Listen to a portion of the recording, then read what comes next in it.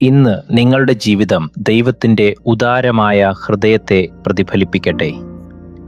യോഹന്നാന്റെ സുവിശേഷം 3-ാം അധ്യായം 16-ാം വാക്യത്തിൽ നിന്നും നമുക്ക് തുടർന്നും ചിന്തിക്കാം. ദൈവം അവനെ നൽകുവാൻ തക്കവണ്ണം ലോകത്തെ സ്നേഹിച്ചു. ഇത് നമുക്ക് എങ്ങനെ ബാധകമാണെന്ന് ഇനി പരിശോധിക്കാം. നാം കൊടുക്കുമ്പോൾ നാം ക്രിസ്തുവിനെ അനുകരിക്കുന്നു. ഉദാരത ആത്മീയ പക്വതയുടെ തെളിവാണ്. അത് ലോകത്തിന് ദൈവത്തിൻ്റെ ഹൃദയത്തെ വെളിപ്പെടുത്തുന്നു. നാം അനുഗ്രഹത്തിൻ്റെ ചാനലുകളായി മാറുന്നു.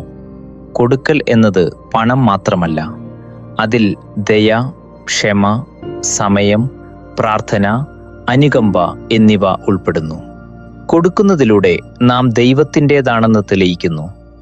ഈ പ്രതിഫലനം മനസ്സിലാക്കാൻ ഈ ഉദാഹരണം നമ്മെ സഹായിക്കും. ഒരു കണ്ണാടിക്ക് സ്വന്തമായി വെളിച്ചമില്ല, പക്ഷേ അത് സൂര്യനെ പ്രതിഫലിപ്പിക്കുമ്പോൾ അത് പ്രകാശിക്കുന്നു. അതുപോലെ ദൈവത്തിൻ്റെ ഉദാരമായ സ്വഭാവം പ്രതിഫലിപ്പിക്കുമ്പോൾ നാം പ്രകാശിക്കുന്നു.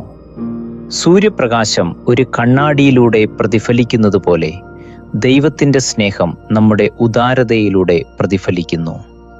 എൻ്റെ ജീവിതം ദൈവത്തിന് കൊടുക്കുന്ന ഹൃദയത്തെ വ്യക്തമായി പ്രതിഫലിപ്പിക്കുന്നുണ്ടോ? നമുക്ക് ഒരുമിച്ച് പ്രാർത്ഥിക്കാം. കർത്താവായ യേശുവേ, എന്നെ നിന്നെപ്പോലെയാക്കണമേ. എൻ്റെ പ്രവൃത്തികൾ നിന്റെ ഉദാരമായ സ്നേഹത്തെ പ്രതിഫലിപ്പിക്കട്ടെ. എൻ്റെ ചുറ്റുമുള്ള ലോകത്തിന് നിന്റെ ഹൃദയം പ്രദർശിപ്പിക്കാൻ എൻ്റെ ജീവിതം ഉപയോഗിക്കണമേ. യേശുവിൻ്റെ നാമത്തിൽ ആമേൻ.